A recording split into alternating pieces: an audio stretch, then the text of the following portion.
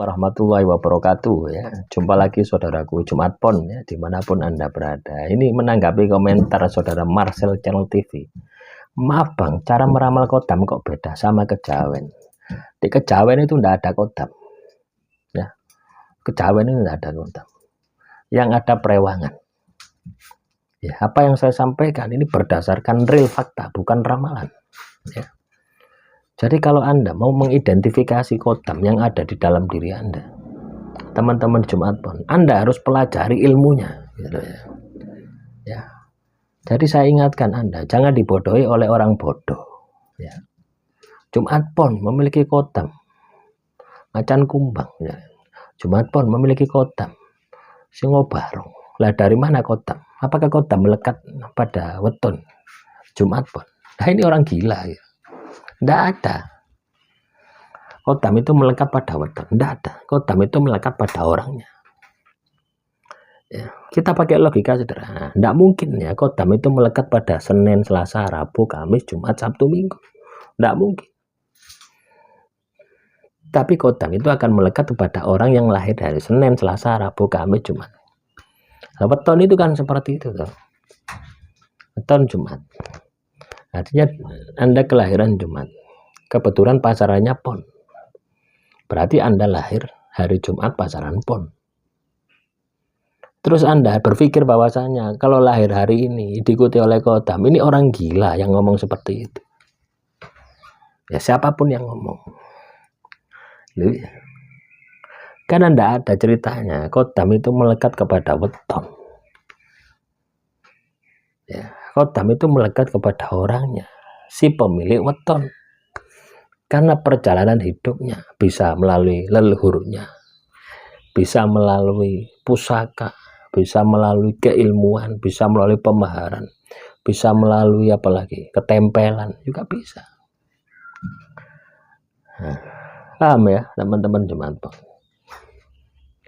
Nah ini juga salah satu alasan saya buat channel ini ya, karena banyak penyesatan gitu loh ya. Tidak ada ceritanya gitu loh ya. Jumat Pon itu memiliki kodam. Coba kalau katakanlah Jumat Pon memiliki kodam harimau, ya lah lucu kan. Atau katakanlah Jumat Pon memiliki kodam Nyi Roro Kidul ya.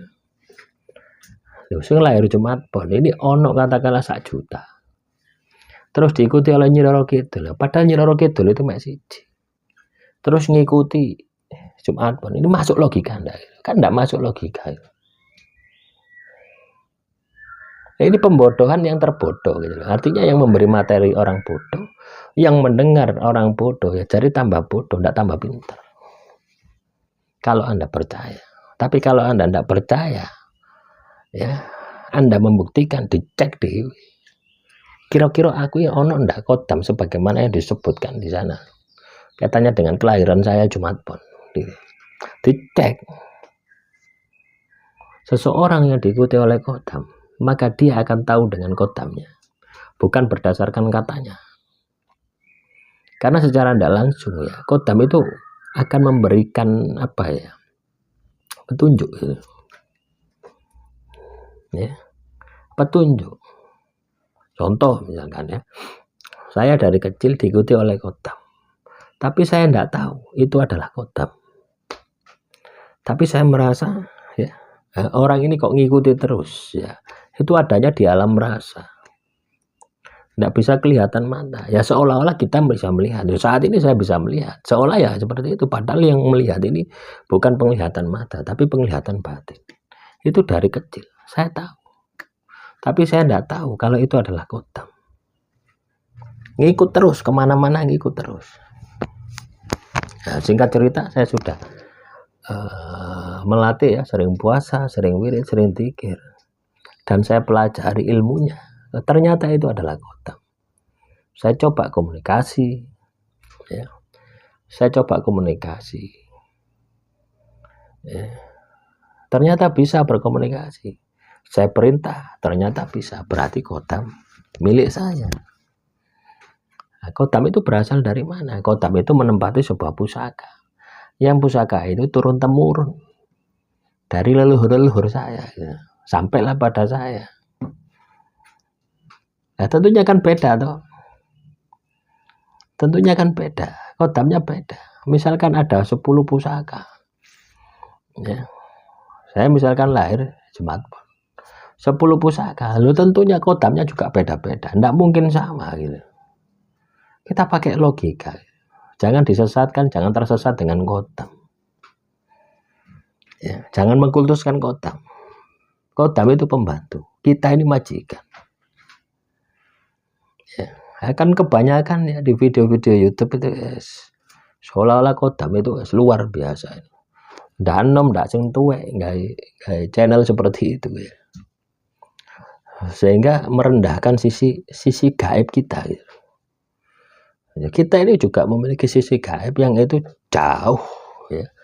Ketika sama-sama ya, sama-sama ndak laku gitu loh ya. Artinya standatan ya. Kalau sepeda ini standatan.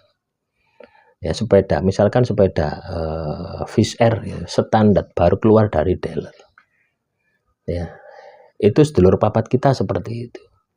Sama halnya dengan Supra, standar dari dealer. Kodam itu seperti itu.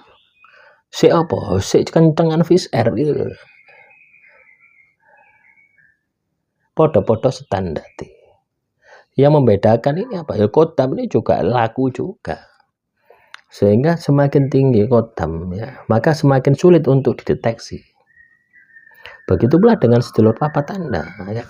Sama-sama standarnya, energi sedulur papat Anda itu lebih halus daripada kodam Anda. Sulit untuk dideteksi. Ya, dilihat itu sulit, tapi bisa dirasakan. Dilihat sulit. Lah kok kita ini direndahkan gitu loh ya. Bahwasanya seolah-olah kodam itu yang lebih oke daripada diri kita. Ya ini kan lucu ya. Yang pasti ya, kalau Anda mau melihat kodam, lihat orangnya gitu.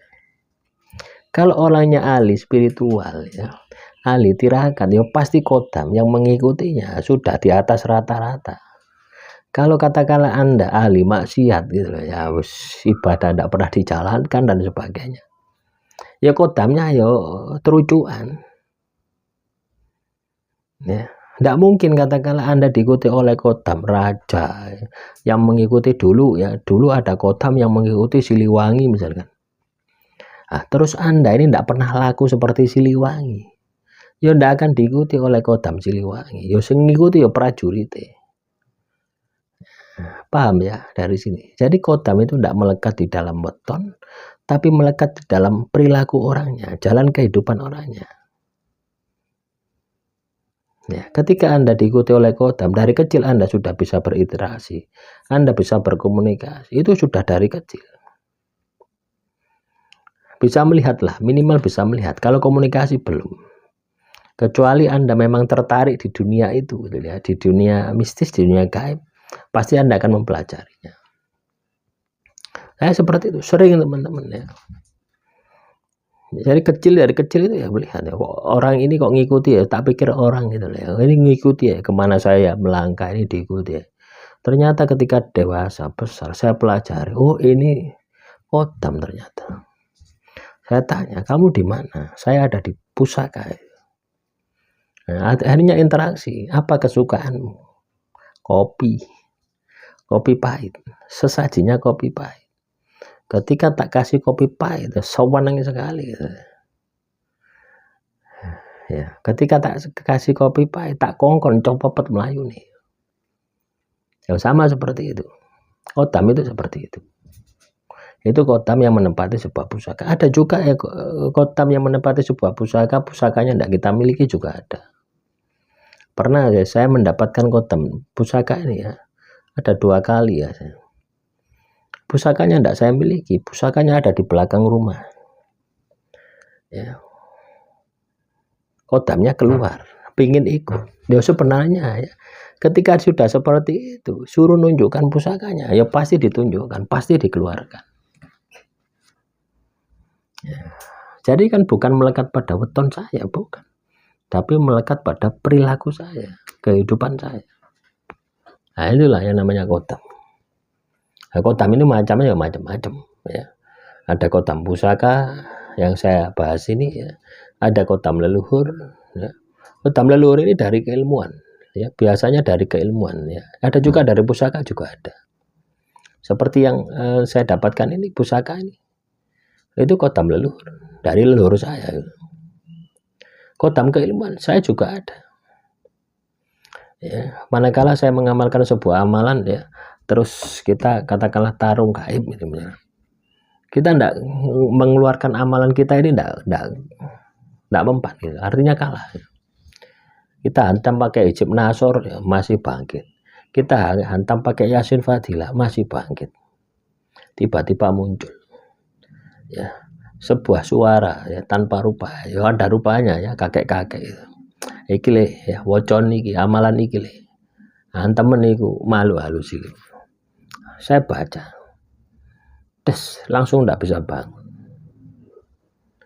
Lah, ketika saya sadar, ternyata apa? Itu adalah amalan yang pernah diberikan ya bapak saya, almarhum bapak saya ketika saya masih SD.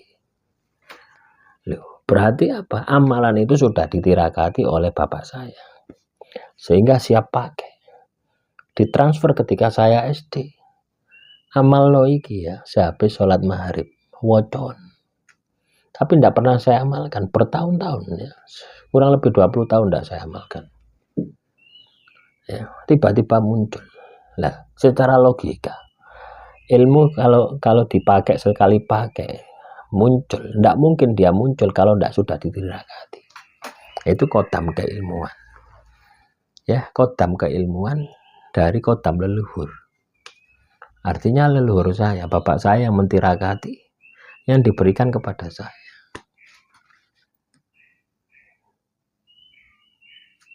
Dan itu berfungsi. Saya bisa berinteraksi dengan kodam itu. Nah, dari kejadian itu saya coba panggil, ya tetap keluar, muncul kodamnya. Ya itu namanya kodam ini seperti itu. Ya, paham ya? Teman-teman smartphone.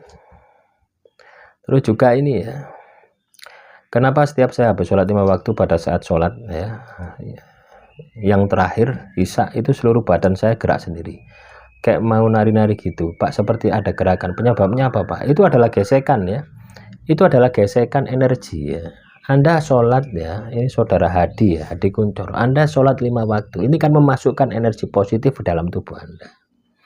Ketika timbul reaksi yang aneh di dalam tubuh Anda, berarti kodam itu negatif.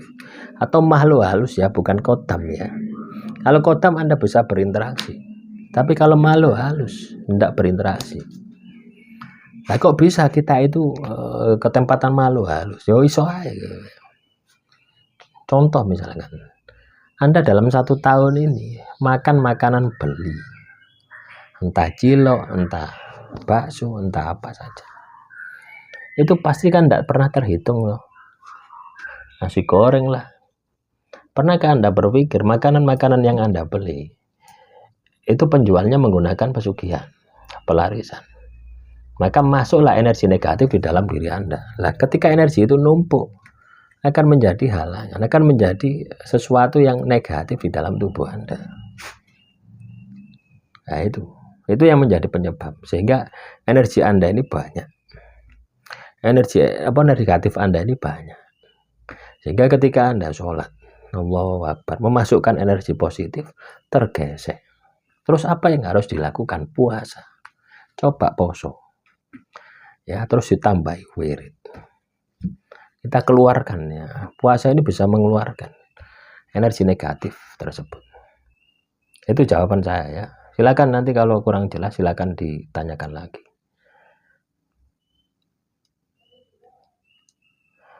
Saudara Muhammad Najib. Jadi intinya membuka puasa membuka mata batin itu dengan cara puasa mute ya. Ya, tidak hanya puasa mute ya. Yang paling cepat itu puasa mute. Paling cepat. Ya. Puasa mute itu paling cepat. Karena apa? Lemes sih nggak karu-karuan ya. Ya. Lemes sih nggak karu-karuan. Puasa mute ini kan kita tidak makan makanan yang mengandung nyawa. Wes, saya sulit ya menjelaskan ya. Nanti kita jelaskan di lain waktu saja ya. Silakan kalau ada pertanyaan. Kalau Anda ingin mencoba, silahkan dicoba ya. Nanti ketika ada reaksi silahkan komentar. Puasa Muti untuk membuka mata batin. Ya, demikian yang bisa saya sampaikan. Assalamualaikum warahmatullahi wabarakatuh.